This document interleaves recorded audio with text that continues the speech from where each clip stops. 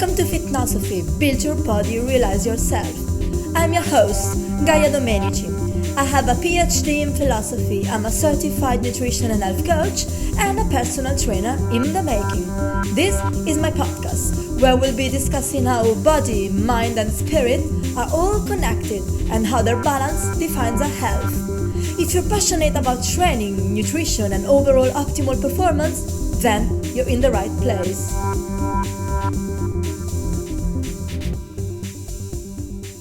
Hi everyone, welcome to episode 0 of my new podcast, Build Your Body, Realize Yourself. For this episode, I'm just gonna talk about myself, even though I've already mentioned something in some of my previous videos. But I thought, I don't know, it might make sense to introduce this podcast talking about my story and how I've come to this podcast. So my name is Gaia. I grew up in Italy and now I'm 33 years old and I'm based in London, UK. I have a PhD in philosophy and I used to, for a long time I pursued an academic career thinking that was my, that was what was meant for me. That was my fate. That was my, that was the plan that destiny had, set for me. So growing up, I used to practice a lot of sports.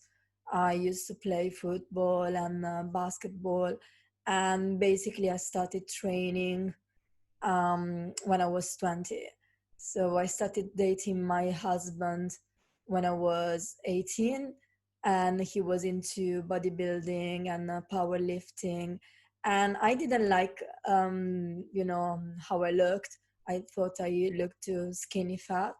So a couple of years after we started dating, he put me into a program. Basically, I asked him for advice, and he started designing a training program. And initially I was driven by aesthetics, but after, I don't know, a few months, the only, goals that were still driving me were strength oriented. So I was like, I was, just impressed with how fast one can improve and, how stronger you can get from session to session and so forth. So I became really passionate about training and about bodybuilding, of course.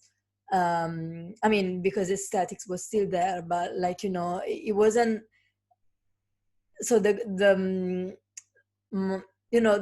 what really motivated me wasn't to look better, but it was to perform better, to become stronger.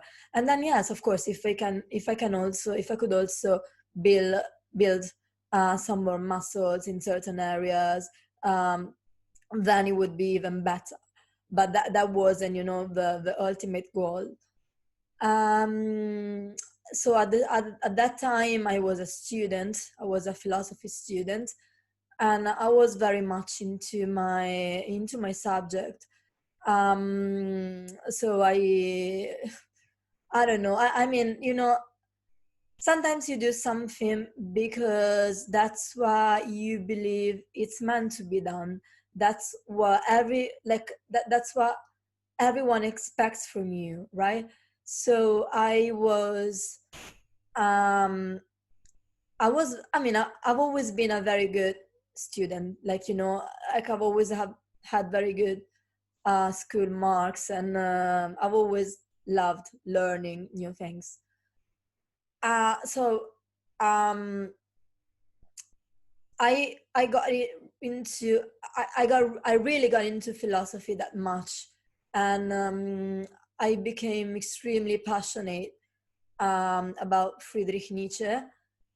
And so I wrote my undergraduate dissertation on Zarathustra, and then I continued on on the same subject basically, and I came across some psychological interpretation um, of Nietzsche's Zarathustra, and particularly the one by C.G. Jung.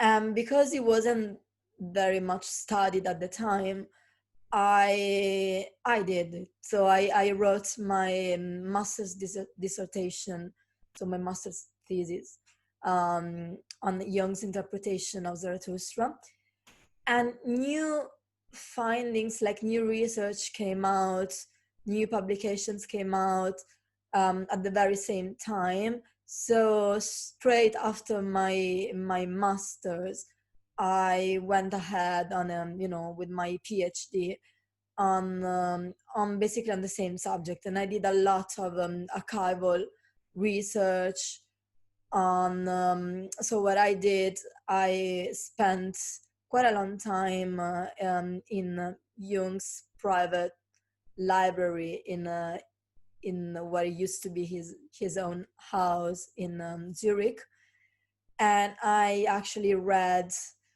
and transcribed most of his marginalia on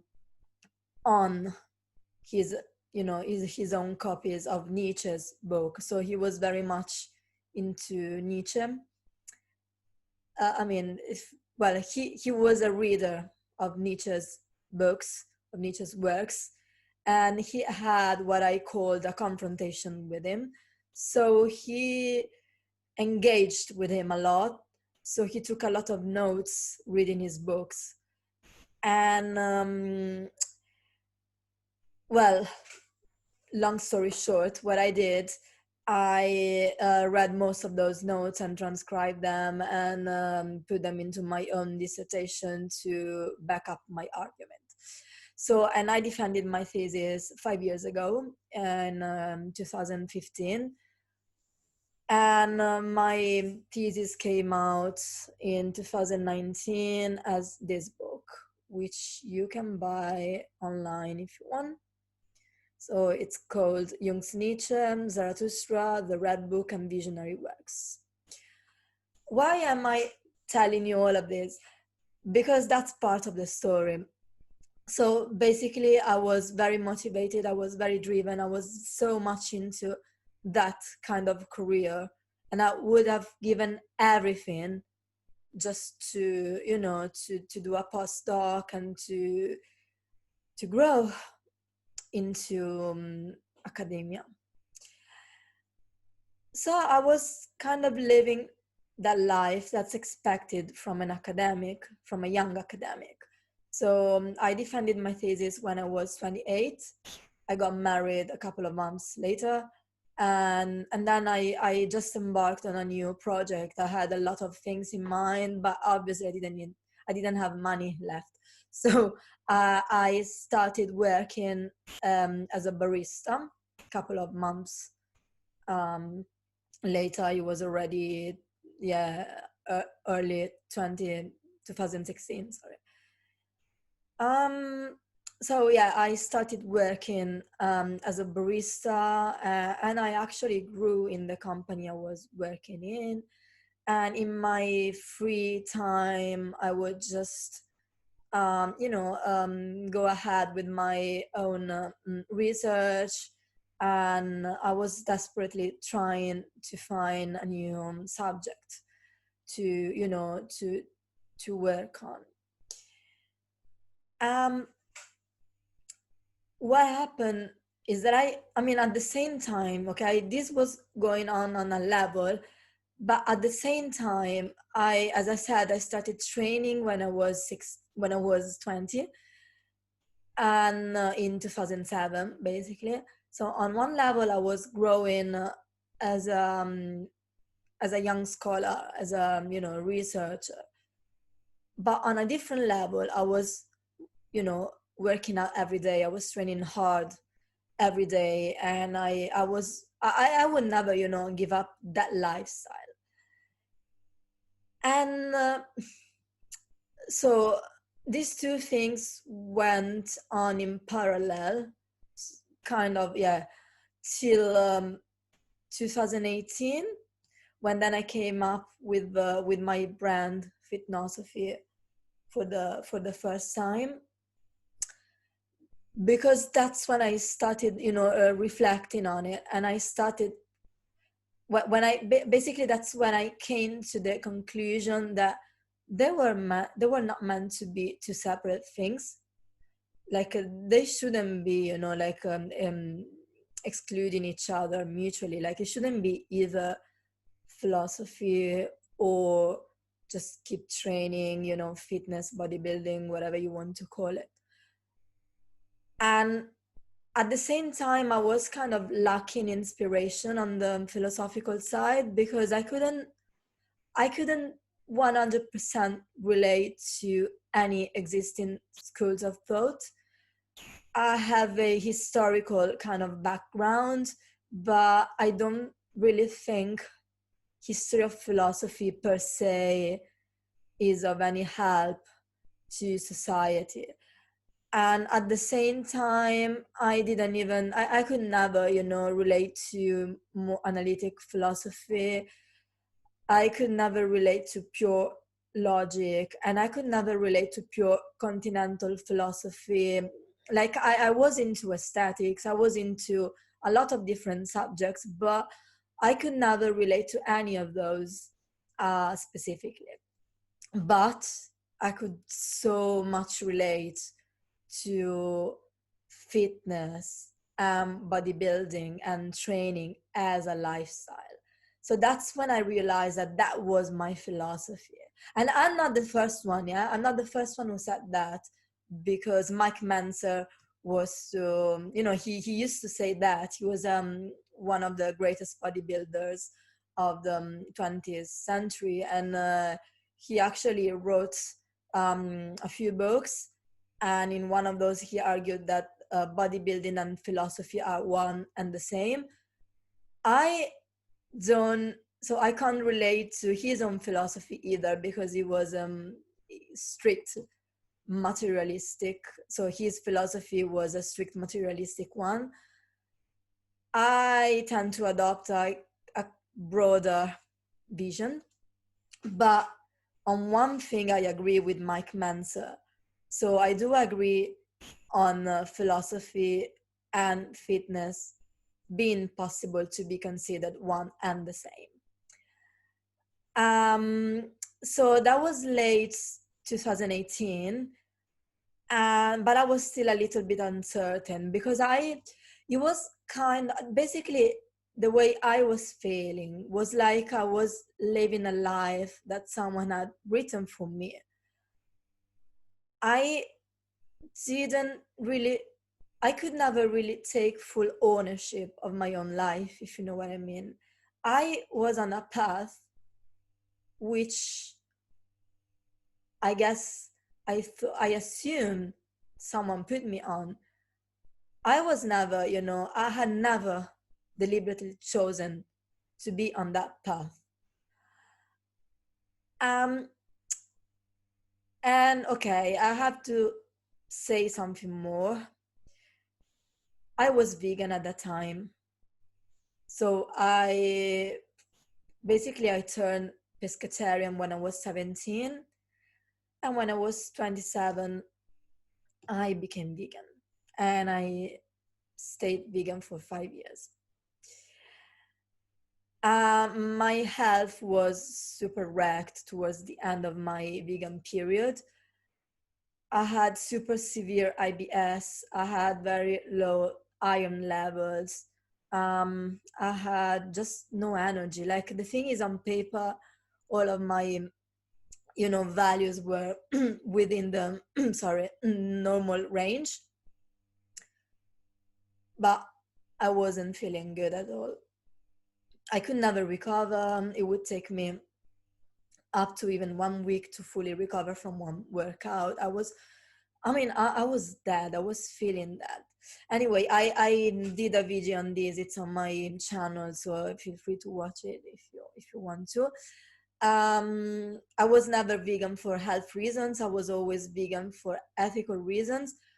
The reasons why I quit veganism were also mainly ethical, because I realized that the life I was living as a vegan wasn't as ethical as the life I could have lived as a non-vegan.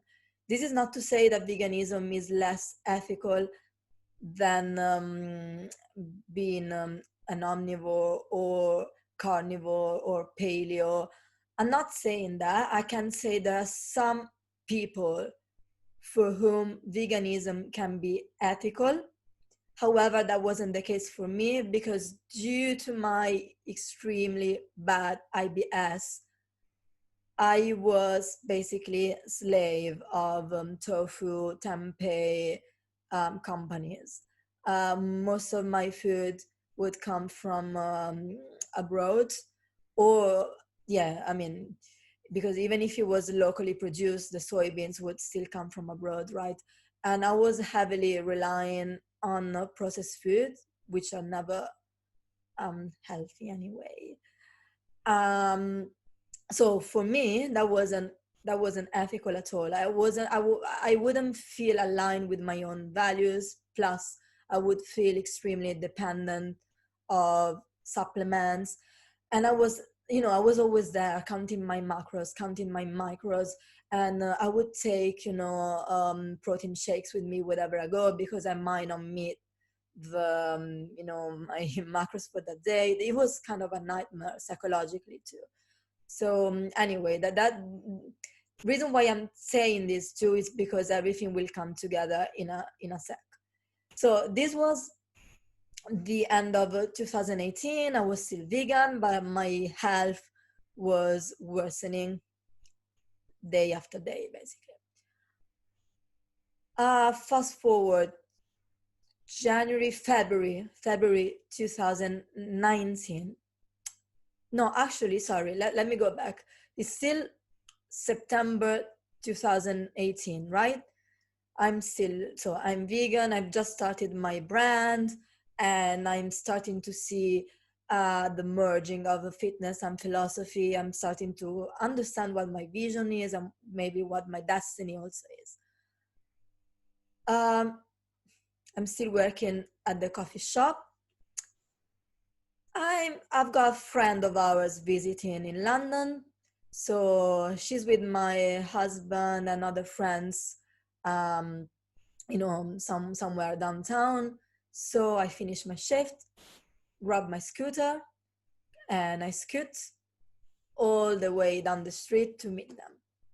I'm there waiting for them, and I get this call. I answer, and that's my mom. And she's like, "I'm fine. Now I can tell you. I've been in the hospital for the past 3-4 days. Must your husband knows already, but I just begged him not to tell you." So basically everyone knew but me. I was like, what the hell? And so it turns out that she had this cerebral thrombosis. So basically a vein exploded while carrying blood away from her brain. So she had a complete blackout. My brother was with her. He got so scared. He called all the neighbors, and that was kind of a tragedy. So she was hospitalized. Now she was fine, and they were still trying to find out what the cause was. Anyway, she gets dismissed, gets home. She has to take a lot of medications, and now it's February 2019. I just received a picture in our family WhatsApp group. That's my mom. in the hospital again. And she's like, yeah, I felt a pain in my arm while running. She wasn't even running, she was just walking fast. So and by the way, my dad is a doctor. He worked as a surgeon for like 30 plus years. Now he's retired, but like he wasn't retired at the time. He was still, or he had just retired. So and she was with him when that happened. So he took her to the hospital straight away. So she's like, okay, I'm at the hospital now, and apparently my coronary arteries are clogged. Seems like I need a double bypass. I was like, what the hell? So my mom, right? She's been one of the cleanest eating persons, I've ever come across in my life. Like she's always gone low fat, fat free, low whatever version of anything. She's always followed like a super clean lifestyle. Like she's never really paid attention to macros, micros, because she has never had that kind of nutritional education, but she's always been extremely careful with what she would put in her mouth, and with her lifestyle. She would, she never smoked, or she would run every day, like I mean, come on, my mom, I mean, do your maths. Like I'm 33 now. I was almost 32 when that happened. She's my mom. So at that age she would still go running every morning and everything. She was super healthy, right? And she would look so much younger, right? And she wouldn't even eat like red meat, like very rarely. But I mean, i never I never even thought that red meat could cause heart disease, right? I was always aware of the studies, showing the opposite and showing that there's no consistency in those hypotheses, even as a vegan. However, my mom, as I said, she's never had a proper nutritional education, so she would do what the media were telling her to do, right? So little no red meat, like super low fat, low cholesterol, whatever. Never smoked. Yeah, some alcohol, but like a couple of one glass a day, I would say.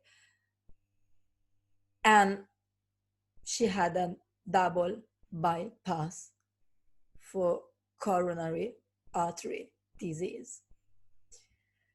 Okay, that runs in our family because my granddad had the same, and a lot of other relatives of ours did. But still, as you know, genes can be turned on and off, so you always hope to turn them off, not on, by following the proper lifestyle. Anyway, so my mom was in the hospital. I was home. I was here in this very room. Couple of days later, I receive a phone call. This time is my dad telling me that my granddad had just passed away. And my mom obviously wasn't supposed to know, because that would have caused her the heart attack, because she hadn't gone through the surgery yet. So what do?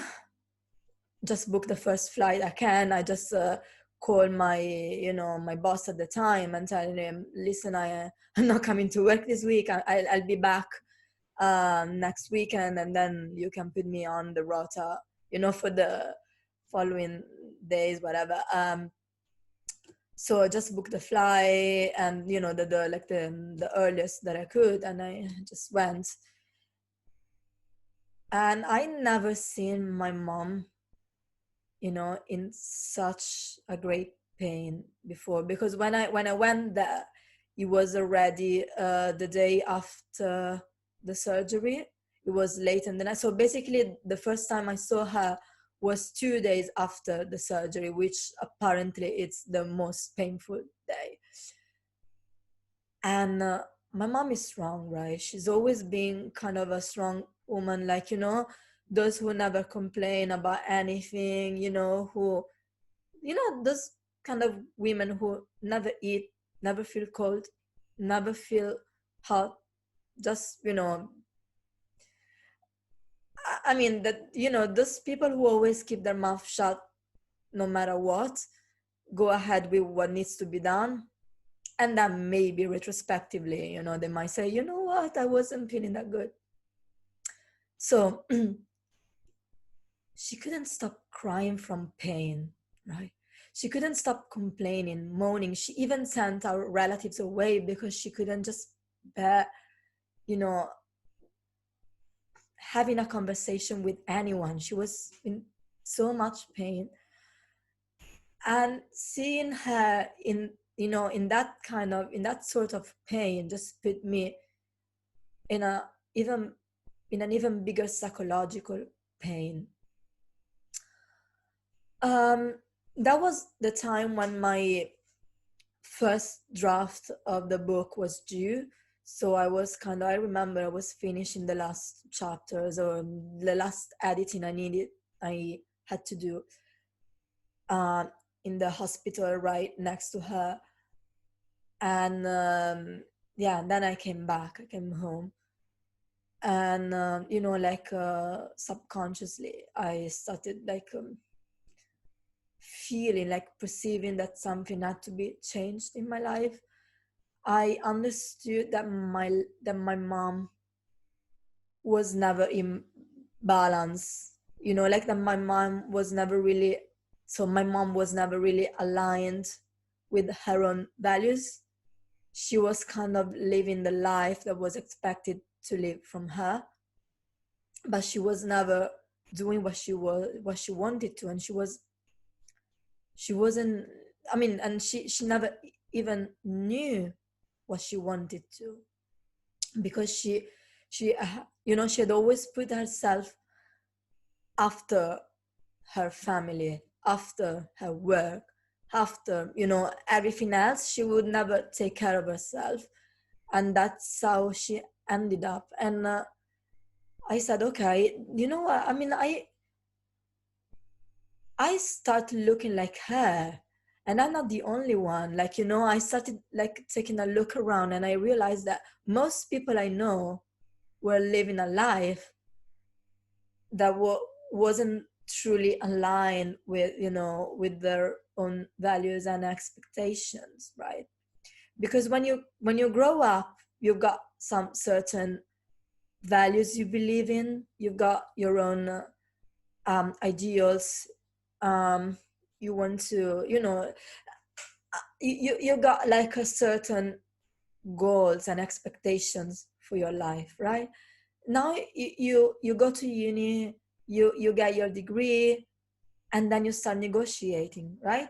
Because you find a job, and the job you find aligns maybe 20-30% with your own values, and you tell yourself that's fine, it's just gonna be for a couple of months, then I'm gonna find a better job.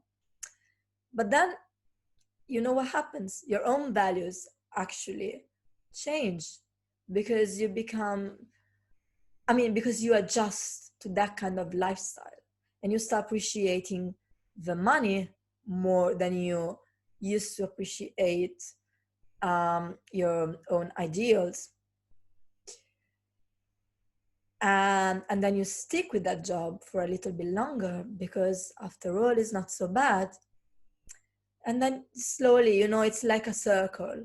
So you slowly change your values, but your true values are still there, because these are your own core values. Those are the values you grew up with, and those are the values you developed over the course of your life, as a grown up, as an adult. So these are not the values, the ones I'm talking about are not the values your parents imposed on you when you were a child, which you might agree or disagree on. The ones I'm talking about are the values that you set for yourself growing up, right? So say your parents belong to a certain, religion. You might not really, belong to the same one, but you might discover another one growing up. Your parents might be, I don't know, vegetarian, but you're actually not vegetarian, or that's okay. That's, but these values still define who you are, right? And they're deep inside your heart. So what I realized was that my mom was never, living according to her own values. A lot of people I knew weren't living according to their own values.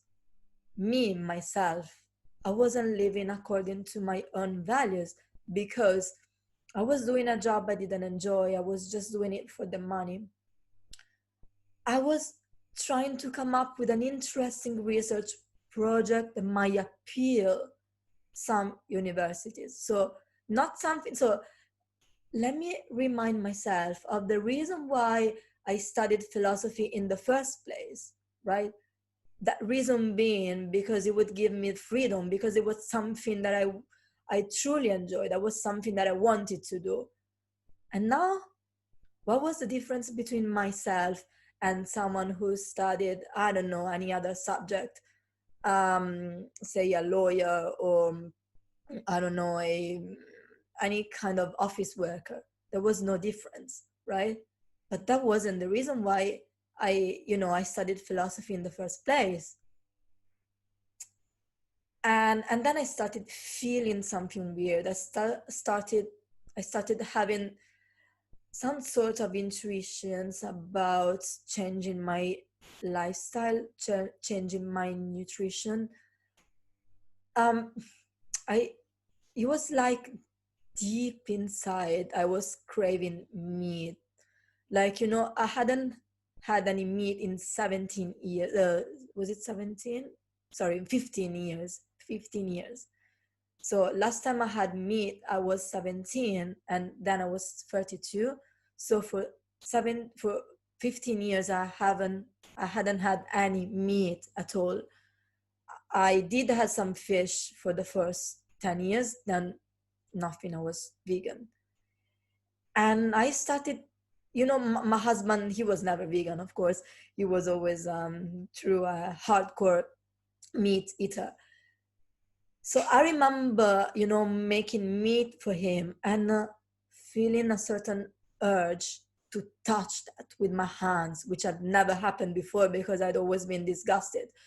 But I remember, like, wanting to touch the meat with my hands. I remember, looking at that and then having visions of, like, cows, like, like hugging cows, or just feeling more connection with what my life should have been as a human being. I felt like veganism was, keeping me even more disconnected from my own values. So it was a slow decision, which, took a couple of months to fully manifest itself.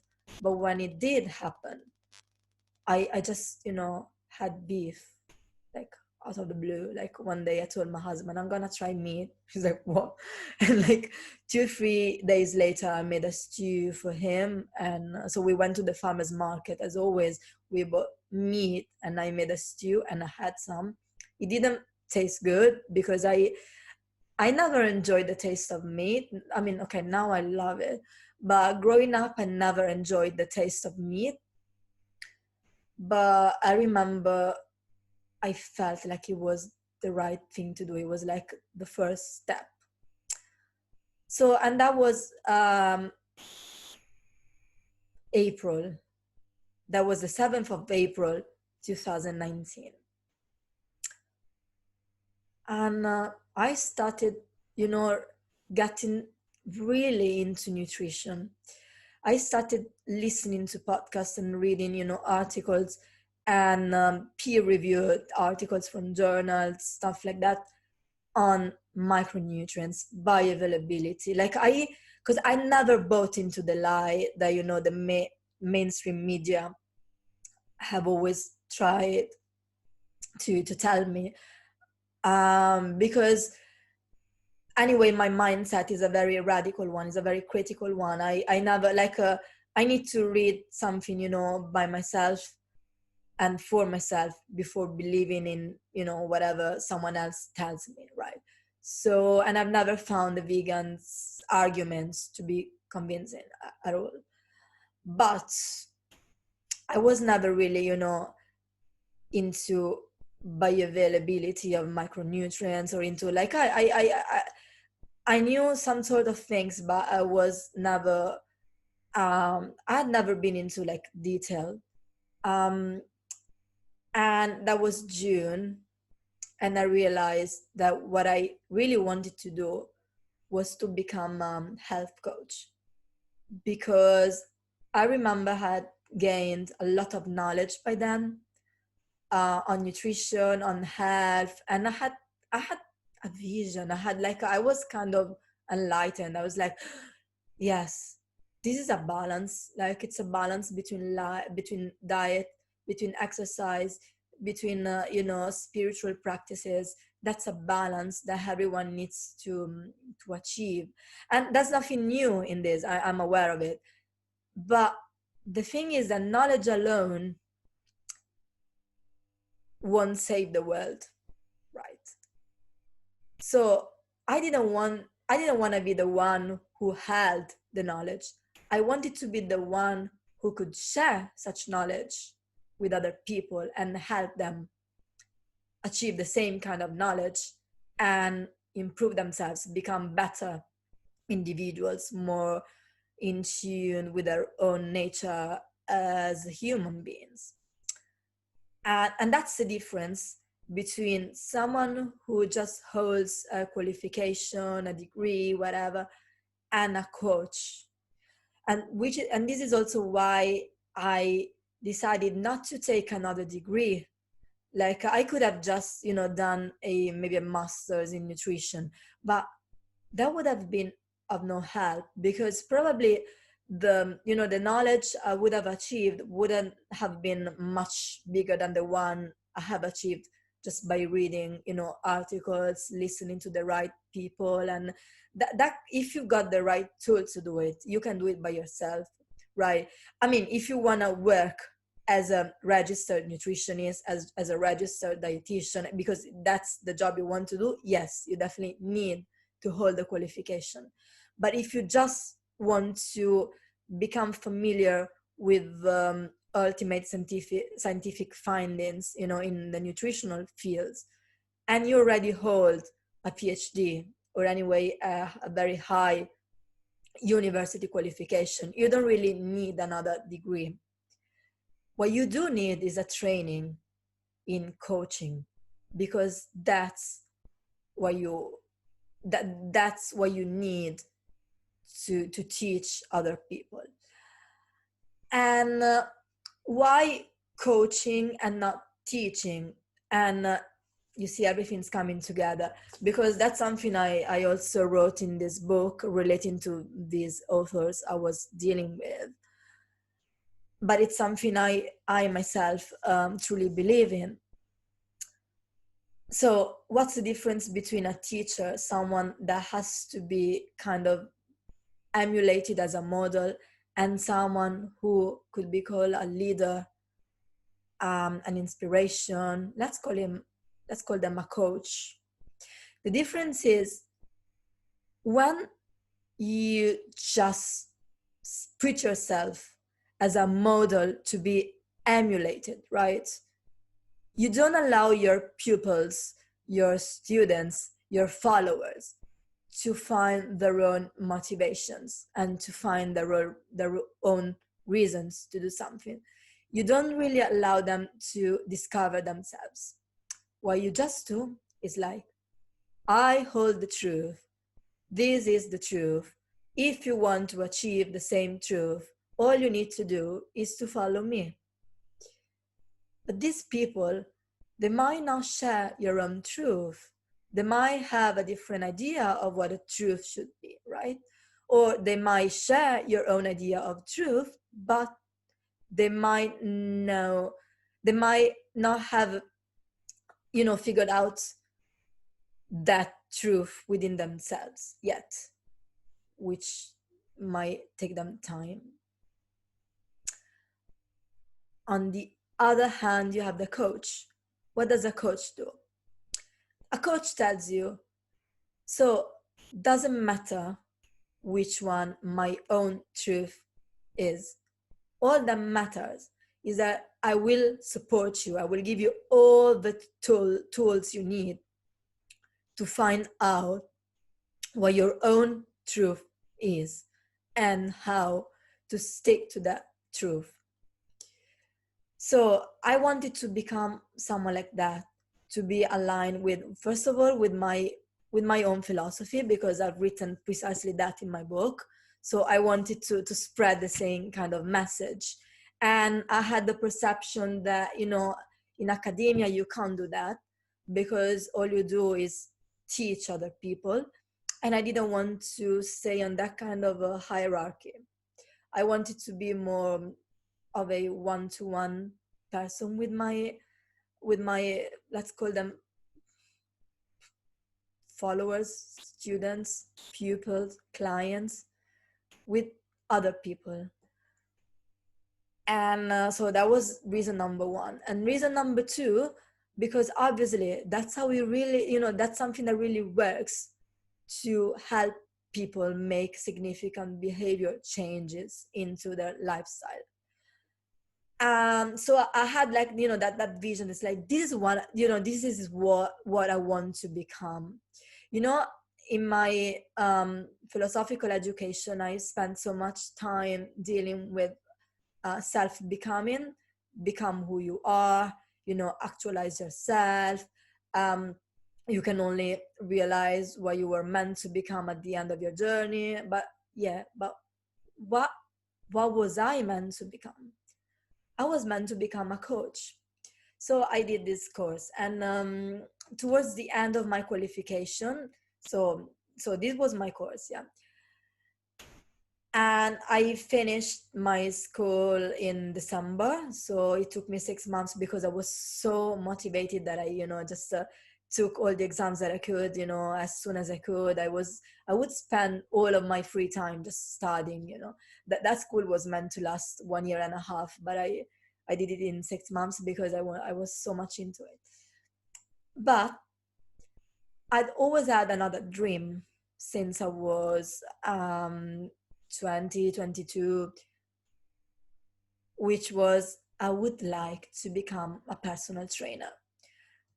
Why is that? Just because I love training, as I said before, and I would love to, to train other people. I like spending time in the gym. I like being active, and I like, spreading an active lifestyle. But personal training courses are expensive, and I was already investing money in the other qualification, in the coaching school. And I don't know if I mentioned this, but a couple of years earlier I had gone part-time. So I was working only 3 days a week. I mean, my husband's was still working full-time, but I couldn't afford, I couldn't, really afford, a personal trainer course at the time. But as you might know, there are some government loans, that can be granted to students if they apply, correctly. So it was November. It was the end of November, and this opportunity, just came out of nothing. So I just sent my application straight away, and I was granted a loan for a personal trainer diploma. So and that was perfect because I was just about to finish my coaching training. I was really working on my last exam, and I just started this personal training course, which was perfect because, you know, when you're already in your 30s, right, you're not really used to studying in a systematic way as when you're in school. So going back to that kind of study, you know, took me some time initially. So it was perfect because I didn't have any break in between the two schools. So I would finish my coaching school in December, and at the same time would start my personal training one straight away. So my brain was already trained to study in a certain way. So it would just carry on. So that was perfect. And now I finished that school too. I'm just waiting for my practical assessments, both for level 2 and level 3, because all the gyms are closed because of the lockdown. So I've done my my practical attendance for level 2. I only need to do the practical assessment, and then I need to do practical attendance and assessments for level 3. Everything else is done. So basically, once the gym open, once the gyms open, I'm gonna book my, I'm gonna rebook my assessment and book my practical attendance and assessment straight away. So hopefully I'll qualify really, really soon. And my plan for the end of this year would be to hopefully also become a strength and conditioning coach, because as I said, I'm very, very much into bodybuilding and also powerlifting, even though I don't really train for powerlifting that much. Like I do put some strength cycles, every couple of months in my routine, but I'm more on the bodybuilding side. My training style is what is commonly called a power building. So I make sure I always put some heavy compounds and then some hypertrophy exercises. And because I love both, like I love both strength and hypertrophy training. So I would really like to coach other women to become, the fittest, strongest, and healthiest versions of themselves. And why I'm saying this is because what I've seen, from my clients is that many women, they tend to be extremely underweight because they don't eat much. They don't eat enough. They train really hard, but they don't seem to be able to put on muscle that easily, just because they restrict their calories too much. And sometimes they reach out to me, they approach me for advice because they would like to become a little bit stronger and more muscular, but they don't know how, because they are just as scared as hell, of becoming too bulky, too big. Which, I mean, I really wish it was that easy, like, especially as a natural. I wish it was like, yeah, I'm gonna go to the gym, I'm gonna become, Hulk in like 2 weeks. It's not gonna happen that way. But women don't know. So my real purpose is to help people, to help women, basically to prevent what happened to my mom from potentially happening to a lot of other, like, fellow women, myself included, I guess.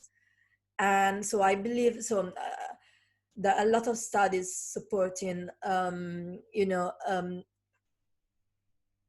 the idea of muscle as the organ of longevity. There were a lot of studies that were conducted between 2013 2014.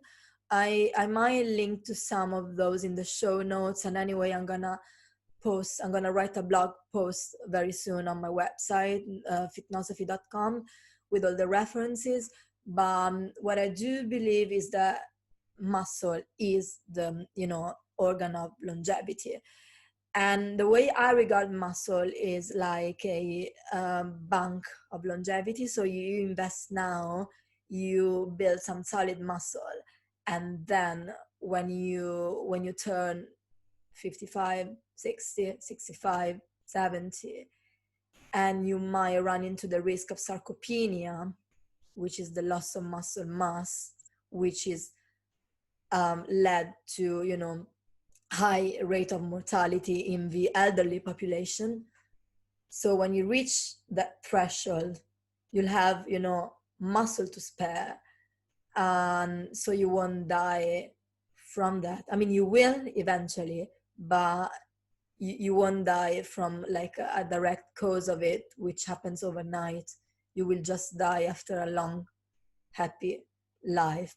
And also because especially power training helps you a lot with independence in the elderly life.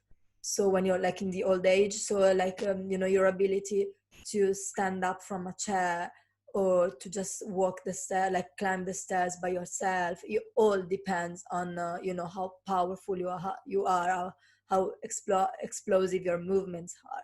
So that's really, really important to train for power, to train for strength, and to train for hypertrophy for all these reasons. So that's what I'm trying to share with people. And that's also important to eat whole foods. Uh, I mean, I would argue like 90% paleo. It doesn't have to be 100% paleo, because what really matters is balance after all. So if you can tolerate rice, if you can tolerate even gluten, if you can tolerate it, and you have it like rarely, that's nothing wrong with it. In the long term, it does cause inflammation, but if you can have it even once a week, I would say maybe once every couple of weeks, that's fine. If you can tolerate oats and you want to have them, that's okay. If you can tolerate dairy, that's okay. And you don't really have to be super, super strict with yourself, because we've only got one life, so we want to be happy. And happy doesn't mean just healthy, right? Also, because healthy doesn't mean just happy. So you can look healthy but be extremely unhappy, because you're depriving yourself of things that you really love, and eventually your health will decline as well, and you'll become ill. So it's all a matter of balance. Everything's connected, and the gut microbiome plays a huge role in all of this. So you want to be happy, healthy, fit, strong, everything, all connected. You want to be spiritually connected, and that's it. And your ultimate goal is to realize who you are. So here's to become who you are. So to realize yourself. And that's precisely the subject of my next book, the one I'm writing now, which is on bodybuilding as self-building. So, this also relates to the title of this podcast. So, build your body, realize yourself, because for many, many reasons, the effort you put in building your body will show through your own self-actualization, and will also give birth to such self-actualization. I'm not gonna anticipate that much, because I guess it will come up with the next episodes with my guests and other. I mean, also if I don't know, I might do some other solo podcasts in the future. Hopefully, they will not get you too bored. I really hope not. This is very important for me. And yeah, so that was it for today. That was a little bit of myself, but I hope this all helps you understand many, many, many things about this podcast, and and what's next to come. And yeah, so if you got any questions, any doubt, anything, just feel free to contact me. My email is gaia@fitnosophy.com. I'll put it in the show notes as well. My website, as I said, is fitnosophy.com. On Instagram, I am gaia.d_fitnosophy. I used to be Fitnosophy, but people got confused and thought that my name was Sophie. So eventually I had to change it. And funnily enough, someone still does think that my name is Sophie. I don't know why, but anyway. Then the funniest thing ever is that if you open my own page, there's my name and surname on it. So sometimes you would just if you're in doubt, you could just check. But anyway, it doesn't matter. So I changed my name. So it's gaia.d_fitnosophy. On Facebook, it's Fitnosophy. And yeah, and that's it. Yeah, on LinkedIn, that's my full name. If you want to connect, it's Gaia Domenici. And yeah, and that's all. So I hope you all guys are having a lovely summer. In London, we're still awaiting our summer. Anyhow, it's gonna come very, very soon. Today it's the 4th of July. In 2 days, it's gonna be my 5th wedding anniversary. So I'm very, very excited. I look so much forward to it. And yeah, have a lovely week. Enjoy your summer. I'll see you all very soon. Bye. So that is so funny because I was my own guest and I forgot to ask myself the questions that I always ask my guests. So, and these are always 3 questions. So, last book I read, last meal I ate, and last body part I trained. At the day, so on the day on which the podcast was recorded, last book I read was The Big Fat Surprise by Nina Teicholz. Last meal I ate, I believe it was rice and tuna. And yeah, it was my lunch that day. And last body part I trained was probably, can't remember. I think it was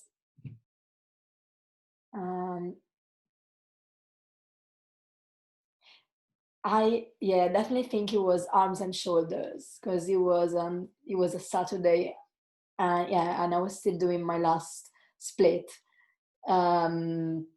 So yeah, so that was definitely arms and shoulders. So yeah, from now on you'll hear me ask these questions to all the guests of the podcast.